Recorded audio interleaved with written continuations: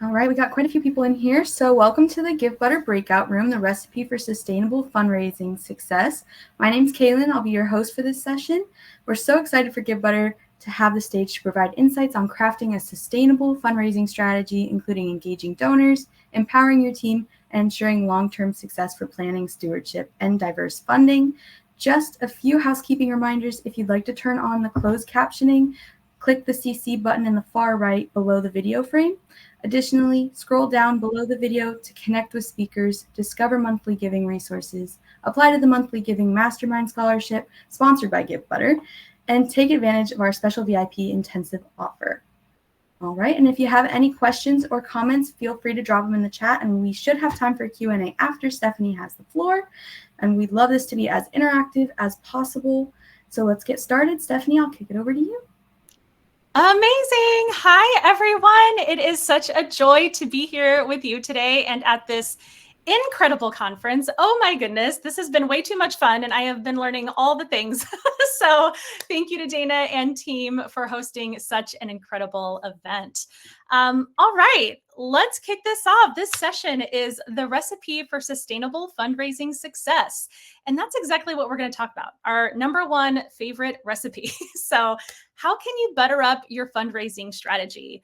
What can you pepper in to make sure that your supporters have full bellies or full hearts? And how can you spice up your virtual campaigns and events? We're going to talk about all of that and more. So let's go ahead and get cooking. All right, so we're going to go ahead. By the way, yes, please do add to the chat. I'm going to try to keep my eyes on it and make sure I'm staying on top of it. So please do light up that chat. I want to hear from you. But as we think about sustainable fundraising success, we know that there's a lot of ingredients to that, right? So we have a menu or an ingredient list that we're looking at and want to highlight as we think through how to have that sustainability. We're going to talk about prepping the pantry, okay? We're going to talk about appetizers, entrees, side dishes, and desserts, just to get your mouths watering. But when we talk about these important pieces, we're talking about setting the foundation for your fundraising success through getting your pantry, getting those groceries, right? And then appetizers. How do we get folks excited about what's to come? That's going to be talking about building donor relationships. We've got the entrees, right? The big piece, the thing that we're all waiting for to help us get to that long-term success. We've got those wonderful side dishes, the supporting cast to boost that flavor. And of course, we're going to wow at the end with some delicious dessert. That's always my favorite. I don't know about y'all, but I absolutely love it. So let's go ahead and dive in with prepping that pantry. So when thinking about setting the foundation for sustainable fundraising, there are some things we really want to be thoughtful about. First of all, what does sustainable fundraising look like for your organization? That's what we kind of want to think about. Every organization is different. We're all unique. So what does it mean for your organization? So consider your strategic plan, your fundraising goals, and the budgetary needs that you have. What is working well for you already? And what are some opportunities for improvement or to get a little bit more robust in your offerings? So let's think about it like this. We're going to break it down into three essential pieces of your strategic plan, right? So we're looking at the strategy, the plan, and the tactics. I think this is really helpful just to kind of get an idea of how this really should be built. So first, we're going to start with the strategy, the foundation from which everything else for your organization and your fundraising is built. Okay, this is where we're talking about our mission, our vision, our values as an organization, the work that we do. It is absolutely at the crux of everything that's going to come after. We're also thinking about SMART goals, S-M-A-R-T, right? So specific goals that are measurable, achievable, relevant, and time-bound, S-M-A-R-T. So this is where we're going to build those fundraising goals to help us know where we need to go. So then we're going to have our plan. A plan helps you stay organized and on track to make sure that you're kind of following through and that you're going to meet those goals. And of course, the tactics that you're using. So these are going to help boost your plan and of course, dazzle those supporters. So with all of these combined, we are prepping that pantry and we are getting ready to have some exciting fundraising success. So let's talk just a little bit more, little things to think about. Okay, as we're building this, as we're filling that pantry, did we stay aligned with our strategy last time, right? How did we do last time? We always have to look back before we look forward. So thinking about that as we move forward in the strategy and the planning. Of course, we all know a SWOT analysis, right? But we got to do them. They're important, right? Looking at our strengths. What did we do really well? Oh, we hit that event out of the ballpark, right? It was so great. Some weaknesses. Oh man, our peer-to-peer campaign for Giving Tuesday just was a miss. What happened? We had a hard time recruiting, right? Opportunities. So what things are kind of on the horizon, kind of areas that we could dive into? Maybe we need a new platform, or, we don't have a platform. We're putting all of our data in spreadsheets, right? And we've all been there. It's okay. But that's an opportunity for growth. And of course, the threats. What are the concerns that we're thinking about right now? That could be some grant funding, or maybe you've got some changes on your team. So eventually we get to how we can utilize and leverage the things that are working really well to help combat or overcome the weaknesses or the threats, the concerns that we have, right? So as you're kind of thinking through putting your strategy and your goals and your plan and your tactics in place, these are really helpful thoughts, helpful things to think about as you're moving forward. Okay, my favorite, the appetizer. By the way, how is this all going for everybody? Is this good?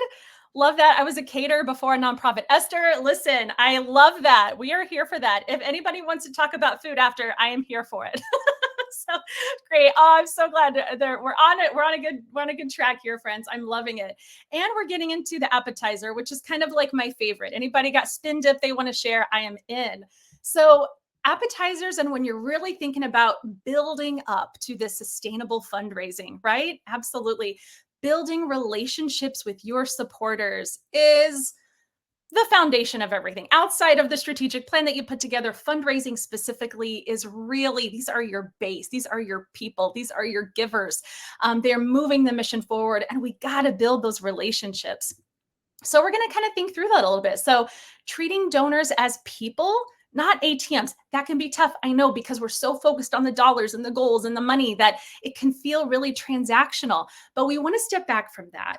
The great Floyd Jones, I'm sure you all know and love him as much as I do. He has a great quote that I think about all the time, which is, people are your partners, not your piggy banks. How good is that? He's so good at those, right? And it could not be more true. We have to kind of move beyond thinking just about these transactions and really thinking about building authentic relationships with our supporters. So I always like to say real relationships, REAL. Kelsey, I'm getting hungry too. I know. But we'd like to think about real relationships. So where you recognize, right, who these wonderful people are, the gifts, talents, and skills that they bring forward, the people that they are, recognizing what they're doing for your organization and how they show up in life with you and how they want to connect with you, and just recognizing them as whole people, not just the money that they give. Engaging with them. I mean, any relationship is going to need you to be able to talk and connect, right? So making sure that they are hearing from you, that you're calling them, you're emailing them, you're sending them little thank you cards after an event, right? So you're keeping that conversation going, and that it's consistent, We can't forget that. Appreciating your supporters. We're going to talk about that a couple more times, so I'm not going to dive in too deep here, but we know this. It can be tough, though, I think, sometimes to figure out how to show our appreciation. We want to make sure that we're calling them to thank them. Maybe we have little gifts. Maybe, we meet up with them. There's a lot of things. We're going to dive into that a little bit more at the end, but we need to make sure that the people that we deem, so vital and important for our organization feel that they are valued, and that their gifts and their time and attention and energy really matters to moving your mission forward.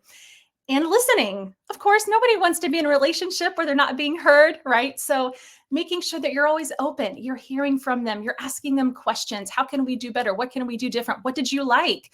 What can we do different at the event? What was your favorite part?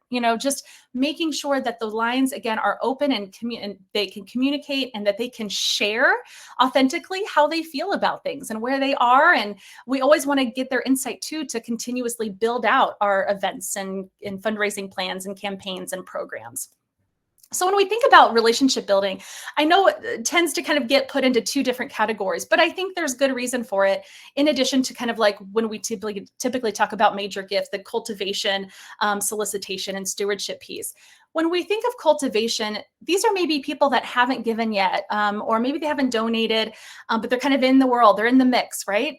We want to really think about building that relationship, right? So really reaching out, getting to know them, making sure they're getting to know you and the great work that you do.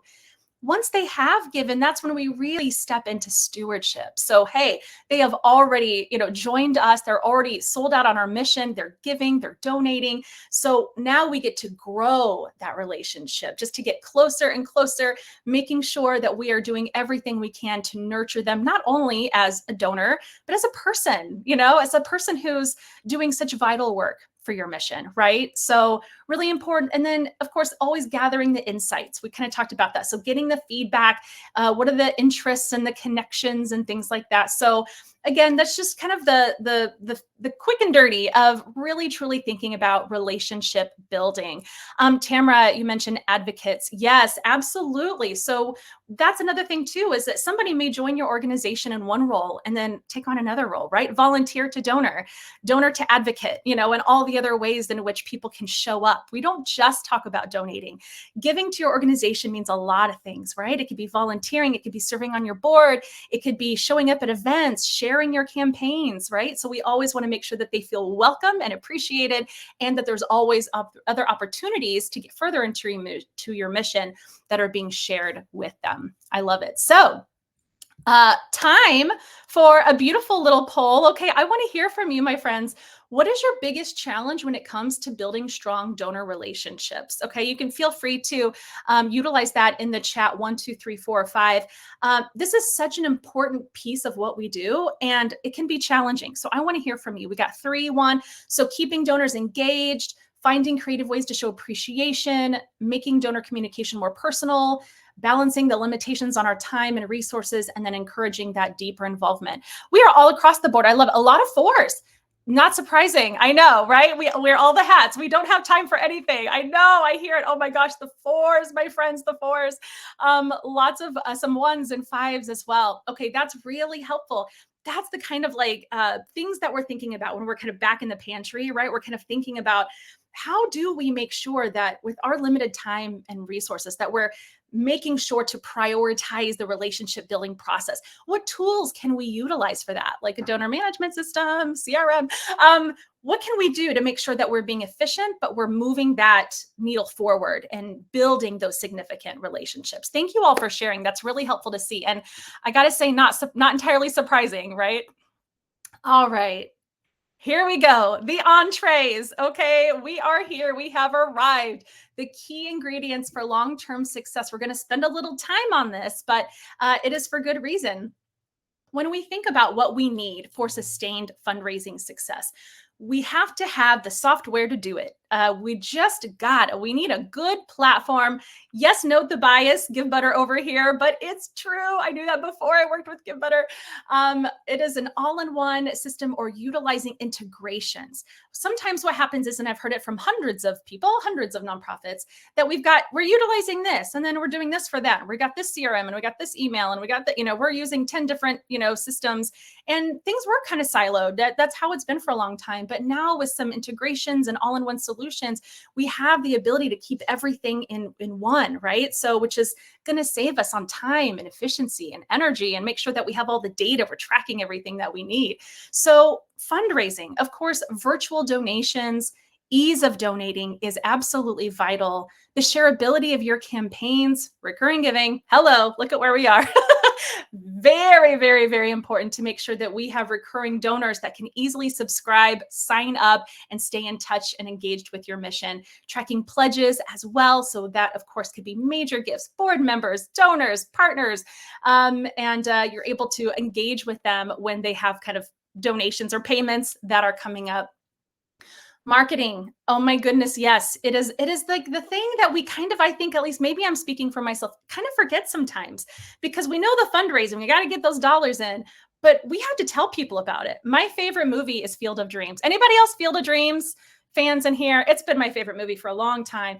And while if you build it, they will come, while that serves that movie very well, it doesn't work in real life when it comes to fundraising. I wish we could just build a beautiful campaign and they come out of the cornfields and want to give us all their money, right? That would be ideal, but it's not the reality, right? We need to make sure that not only do we build a gorgeous campaign, people actually know about it. We got to send emails and messages and SMS and calls, and we got to do all the things. So having a platform that can not only support your fundraising efforts, but all of those marketing efforts, including email, SMS, letters, and mailers, automations. Hello, we love an automation and workflow. So every time someone's a new donor, they get those 4 emails welcoming them to your organization. Absolutely. Kevin Costner, classy. Daniel, I could not agree more. Just got it. Anytime we want to talk about Kevin Costner, I'm here for it. But making sure those automations and those workflows are going automatically, again, the time saver, making sure that you're engaging with your customer, or with your or your donors, and making sure that you have the engagement data as well. That's really important. So do you know what the click rate is? Do you know what the open rate is on your communications? That's going to help you know, is the content that I'm sharing, is it meaningful? Am I sharing the right impact? Like, are they getting the impact of their giving, right? Or are they enjoying the programs that we do and learning about what we do? And then, of course, the CRM, the support system for that relationship building, being able to manage supporter data, those relationships. Oh my goodness, that is so important. If you're talking with a donor and they say their spouse is having knee surgery next week, that best go in your CRM, okay, with a little task, a little automation, say, hey, I need to follow up with this person, follow up with them next week. How did the surgery go? How are they? Maybe send a little gift or a little card. Again, you go back to that building a relationship. These are people that have lives and you want to be part of that, right? And then, of course, having all of the data that you need. So having those reports that you can pull, being able to measure things like donor retention and tracking recurring gifts and things like that. So all of this is absolutely vital to having sustained fundraising success. And there are tools out there to do it for you, like us over here at Givebutter, right? So speaking of course, we like to give away hot little freebies. Okay, so we've got a little hot freebie alert for you. We created a spicy little cookbook that covers our favorite pre-built workflows and task automations, that are available in Givebutter Plus.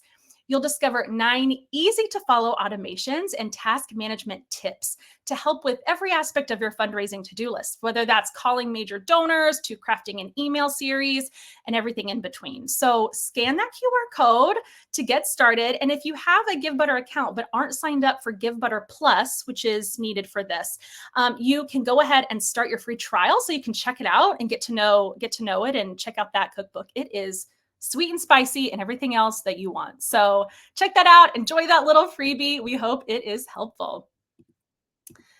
So let's dig in a little bit more to these entrees, okay? We love it. So when we're thinking about fundraisers and fundraising campaigns and events, there are some things to think about that, again, are going to help propel your fundraising strategies. So one would be events. Oh, events. We love you. You're so much work, but we love you and we need you. We know. So think about it like this, right? Events are not only great fundraisers. Yes, they are. They're wonderful. But it's, again, about engaging with your supporters and letting them engage with each other too. So you can bring them into your mission, right? Get them more excited and jazzed up for the work that you do. You can connect with them, talk with them, enjoy a beverage with them. They can meet each other. There's nothing more inspiring. I was just at a gala at the end of last year, and just being in a room with all of these people that had the same passion that I do is for animal welfare. And we're all just like hearing this presentation, enjoying and seeing all these updates and hearing all these great things together. And it was so moving and so inspiring. So yes, they're good fundraisers. Bring in those funds to support your mission, but it's also a great way to connect. So making sure you have the tools in place to help you host those events and to bring in that support. Jill says, I love events. Me too, Jill. I am all about those events. I know their work. Like Stephanie says, such hard work. I know we have specific events for stewardship too. Stephanie, yes, that gets a snap. I love it. I love it. I love it. Carly, you love animal welfare too. Oh, one of my peeps. You're one of my people. So that's really important, as well as corporate partners and sponsors, right? That's really vital. We need those partnerships and those sponsors to help us do the work, to help us host these events and do all of the meaningful program work that we do. So making sure that you have some really good offerings for those partners and sponsors. And again, having a virtual way to process those and invoice as needed. Building a recurring gift program, again, this is the name of the game, friends, that brings supporters further into your mission. Oh my goodness, this is priority. As Dana has said so many times, and she can never say it enough, this is something we really want to lean into. We want to have a robust recurring giving offering. And again, it's the ease. They sign up one time, they never sign up again. It's so easy. You're making the ask one time, not all the time. I mean, you're always going to make an ask, but they're signing up once. And so having that automation in place for those monthly or recurring donors is a beautiful and important thing. And just being able to create these robust campaigns and events. So let's actually talk a little bit about that. I have a few here I want to talk about specifically. And these are features that I love in our platform at Givebutter. But of course, you may have access to them as well. QR codes and text to donate. My friends, we cannot get enough of these. So we want to make sure that our supporters and our attendees at events have a quick and easy way to get to make a donation to support the work that you do, right? So having those QR codes are ready to go, we create this for you automatically on our side. So you can go ahead and share those. Text to donate. So for those who may not be familiar, folks can text a keyword that you create to a certain number. And again, it's same as a QR code. It kind of gets them to make a donation. These are particularly great, and I hope you're using them for printed materials especially. So think about like invitations and flyers, table tents at your events and things like that. Mailed appeals. These are really important because, again, we always want to make sure that we're giving convenient ways to give, right? So folks don't have to go through the step of getting a stamp and getting an envelope and mailing the check. We love that too, right? We'll take it, but it's nice for folks to have a quicker option and more convenient option as well. Live display. That's the term that we use at Givebutter. But this is where you're able to kind of put up, like on a wall or monitor or screen, kind of where your event is kind of with their fundraising effort. So if you have a goal of $100,000 and you've raised 75,000 of it, that can be up on your wall at your event, and it can include like your QR code, your text to donate. So when you take that mic, you can ask for support in that moment. I have a great testimonial for this, my friends. Oh my goodness. It's one of my favorite stories, and I tell it all the time. Our friends at American Brain Foundation, they host a gala, their Heads Together gala every year. And last year they utilized Givebutter for that. And they shared with me that they had the $100,000 goal, and they were right around the 75K mark, and their event was starting to kind of sort of wrap up. And they're like, oh no, we're shorter than we want to be. So they put up their live display. They hadn't done it. So they put it up. They took the mic and they said, friends, we are $25,000 away from where we need to be. Let's make this happen. Let's bring in these funds. We got to have it. So everybody started, scanning and texting in their donations. Not kidding. They made the 100,000 by the end of the event. That's like $25,000 in the last couple hours or so. Listen, Debly, I totally agree. Ask in the moment. It's gold. 1,000% it's gold. And it really can make a dramatic impact at your events, and not just at your events, elsewhere too, but specifically for your events live display. And having that shared on screen is really helpful and important, as well as emails and invites. Like we said, if you build it, they will come, doesn't apply to fundraising. So we got to make sure they're hearing about the campaign as we're getting ready to have this. We can promote it, that we are also in that, making sure that we're sending like the right communications to make sure they have access and they have their tickets, and that we're following up with thank you messages. Oh my goodness. Thank you for being here with us. This was such a wonderful way to connect with you, and here's how you've helped us. Same with SMS messaging. Listen, I would love to hear in the chat, SMS messaging, who's using it? Or if you're not, is there a reason why? I would just love to know, curiosity, because some folks are really all about it. Some folks are like a little more on the hesitant side. But let me tell you, SMS messaging is awesome. And from what we know and what we hear and see, there are quite a few folks that prefer SMS messaging over email. I am one of those. Guilty as charged over here. I prefer a text because it's very quick, it's very fast, and it gets my attention immediately. So let's just see some of the comments here. My SMS is personal only. Okay. Yep. We use SMS. Ashlyn, great. I love it.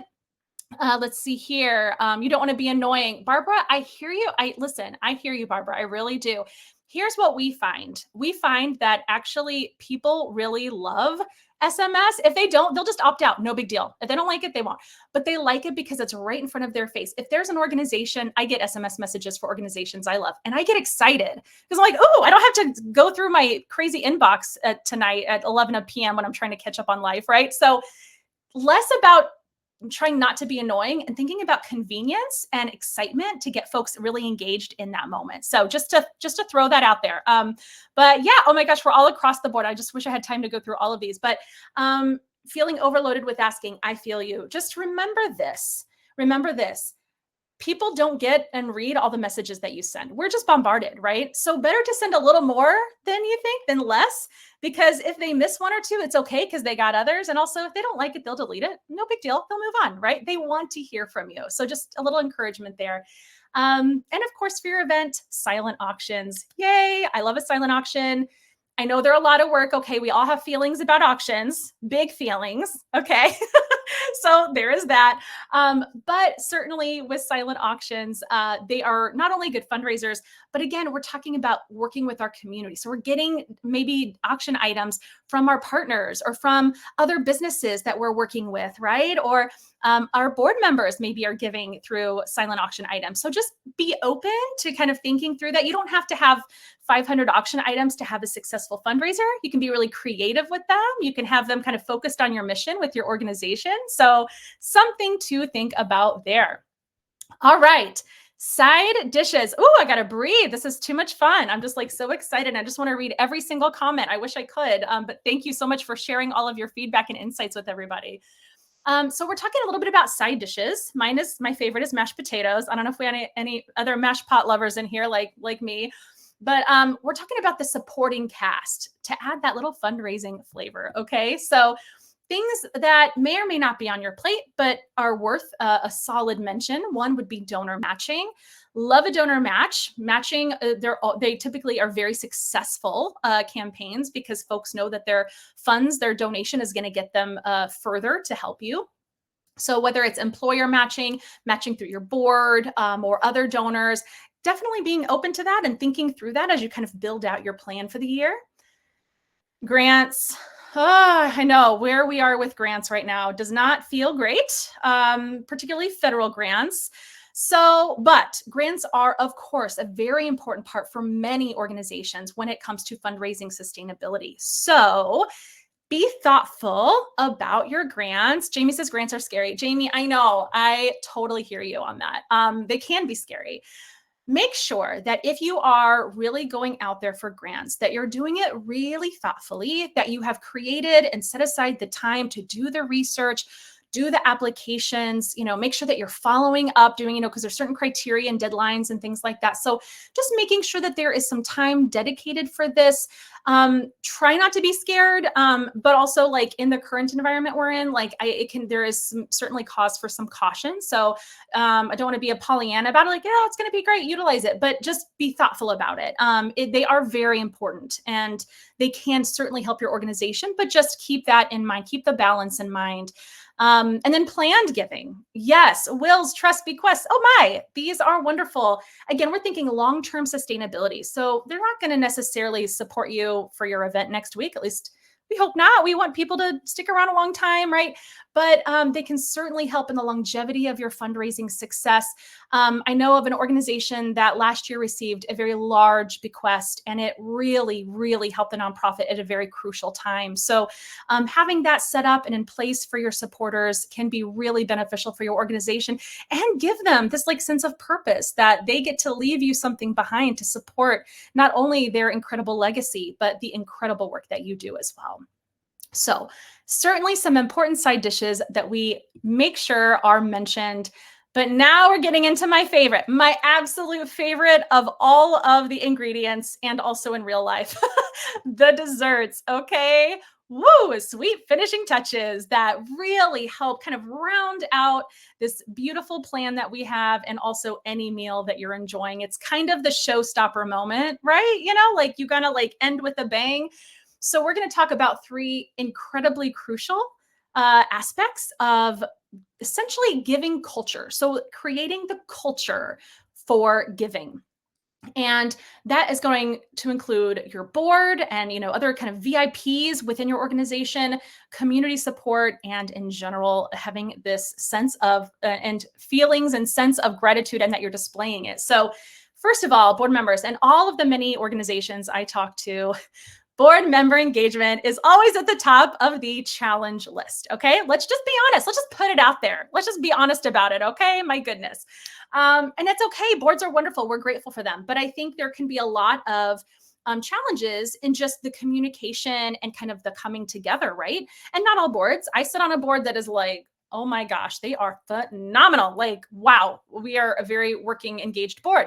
But that's not always the case. And that's okay because there's room for improvement. There are ways to continuously connect and grow your board engagement. So making sure they have the tools in place, that they know the expectations. It's written in the bylaws, it's discussed, that they know what the expectation is for giving, whether it's donating and or fundraising, helping you with your events, helping like with those items, helping with items for your auction or volunteering at your events. But making sure that they know the value they bring as they're kind of steering the ship of your organization, that it is vital to have, their support in every way, but certainly including fundraising. Community support. So this can be your staff and volunteers, but also outside your general community, whether that's local or national or global. A couple things here, a young professionals group. I don't know if y'all have young professionals groups. I have co-founded 3 for nonprofits, and I love a young professionals group. Okay. They are amazing at engaging, spreading awareness and fundraising. They're kind of operate independently. Like there's like connection, but they're also kind of on their own. So it's a really beautiful thing. Check it out. And we learn more about that if that makes sense for your organization, if that's part of your strategy. But also I worked for nonprofit theater, and we were we were opening our theater doors again following COVID. It was a really big deal. And so what we did was we put these little gift bags together, and it was kind of Halloween time. So we had like candies in there and goodies and like stuff about the theater and like, all this kind of a little swag bag. And we walked around to all in the downtown area. We walked to all of the businesses and restaurants, and we're like, we're opening up again. We're so excited. Thank you for, being supportive of us. Like, we're so excited to open our doors to bring you more business, which is very true, very, very true. And they were excited about it. But it was just getting engaged with the culture, with the community, letting them know we're in this together and we're working on this together, and what helps you helps us. And thank you for helping our nonprofit do all the great work we do. And people were so excited. They were so delighted. They were like, oh, when's the next show? What is it? Tell me about it. And wanting to get involved and engage, putting our play posters in the windows. So again, just building up that community around you, whether it's a physical community and or a virtual community. And of course, giving thanks. It is all about that gratitude. I know we had talked about, we're going to talk about giving, we're going to talk about the gratitude and thank you piece here at the end. We know this, but again, it can be a little challenging in knowing exactly how and when to really give our thanks and our gratitude. But it is truly, at the end of the day, probably like the most important thing we could probably do. Outside of building the relationships, we got to thank them as well. And it's not just because we should. It's because they deserve to be thanked. They have folks that have contributed in any way to what we do, to our organization. They absolutely should hear from us. They should know the impact that their gift has made, or that their energy, time, commitment has made.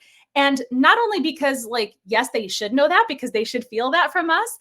And also we want to retain them as people that will continuously work with us. But if we want to move our mission forward and we're not thinking donors, they probably are going to think, oh, they must not need me. Okay, well, I gave my $25. I never heard from anybody. I got a receipt, but that's about it. So maybe they just don't need my funds. Maybe I could give that $25 somewhere else, where I know that I'm valued. I know that those donations are needed, right? So we always want to make sure we're reaching out, we're thanking donors. Phone calls, really thoughtful, personal gifts, perhaps events, maybe you're hosting gratitude events. So just really kind of thinking what makes the most sense for your organization, what fits into the work that you do. You can be really thoughtful about it. having, when you have that stewardship plan, that kind of thank you kind of plan, like what you do to show people how much they're valued is really built into that. What does that look like? That could be dropping off a little gift bag at the companies that came to your event that sponsored a table. Maybe it's kind of shouting them out on social media. Hey, thank you so much, for supporting what we do. Maybe it's doing a lunch and learn for their company if it's an organization. There's lots of ways. Like, get creative, get thoughtful, make sure it's kind of mission focused, right? I think that's always really helpful, but could not be more of a vital piece of your sustained fundraising planning. So, how are we feeling? I know this was like a lot. We're just about to wrap up here. So Carla, we should be saying thank you all day and every day. Carla, yes, my friend, absolutely. Jill says, we struggle with testimonials as we are a mental health nonprofit. Yeah, Jill, I hear you on that. It's okay if they want to remain anonymous, if they even feel like they want to give a testimonial. Really keeping it anonymous, I know, can help. But I also hear you. It's not something that folks really necessarily want to talk about or share about all the time. So maybe there are some other kind of periphery folks in the community that have witnessed the support and have been a part of that in some way that wouldn't mind sharing. Daniel, this is the one I will be going back and rewatching. Oh my goodness, Daniel, thank you for your kind words. I appreciate that. I hope that's what our kind of goal here at Givebutter. We wanted to make sure that we have some really helpful tools, things that you can execute on right away, and hopefully get a little boost in your kind of fundraising planning as well. So let's wrap up this sweet, spicy little presentation. We're going to get cooking now. We've been through it. Whew, take a breath. We got it. We've prepped the pantry, right? We've set the foundation for success, for that future fundraising and ongoing success. We have our appetizers. We know the importance of building those relationships with our supporters. We have talked through the key ingredients for long-term success, making sure that we have the tools for fundraising and marketing and donor management and all that vital stuff. That we have those side dishes, our supporting cast, that you're thinking through things like planned giving, grants, and donor matching. And of course, the sweet finishing touches of building a culture of giving, building a culture of gratitude around your organization to make sure that you're being propelled forward. And again, don't forget, we got that little whisking up workflow that could help you as well. So thank you, Brooke, for sharing that always in the chat, and utilizing that QR code earlier too can be really helpful. So couple other just brief little things as we're winding down. We've been talking about software. We got one. We got a platform over here at Givebutter. It's pretty great. So if you do need an all-in-one fundraising solution, if you don't have one yet or you're looking to move, please do reach out to us. We would love to chat with you about that. There's the QR code. You can go ahead and scan to learn more. We have all the fundraising bells and whistles. We have the awesome CRM. We got the great marketing tools. Everything I shared in this presentation, we have at Givebutter. So if that's something you're looking at, please let us know. We'd love to connect. But no matter what you're using, we hope that it leads you to much fundraising success. One more little thing, though, we have to promote. Of course, I didn't want to get through a presentation and not share this because this is just like too fun and too exciting.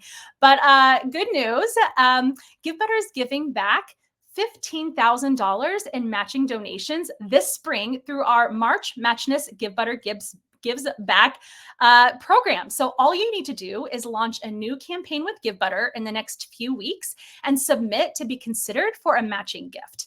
So it's a gift of $5,000 that will be given to 3 separate campaigns that our panel of experts selects as the most engaging. So go ahead, create that new fundraising page or event, get started, utilize that QR code. We'd love to give you some money to support the great work that you do. With that, I'm going to go ahead and wrap up my time here. Again, my name is Stephanie. It has been such a joy to connect with you all. You all just have the best energy. I am so here for it. I am so loving all of it. Please do scan the QR code. I'd love to hear from you. I'd love to connect. Please do reach out to Givebutter if you have any questions or needs. And please, please, please have a beautiful and sweet fundraising success. We hope that your plan, your strategy, your plan, your tactics all come together and that you have a lot of exciting success in the future to support all of the great work you do. So thank you. Thank you. Have a great rest of your day and enjoy the rest of the summit. Bye, everyone. Thank you. Great to hear from you all.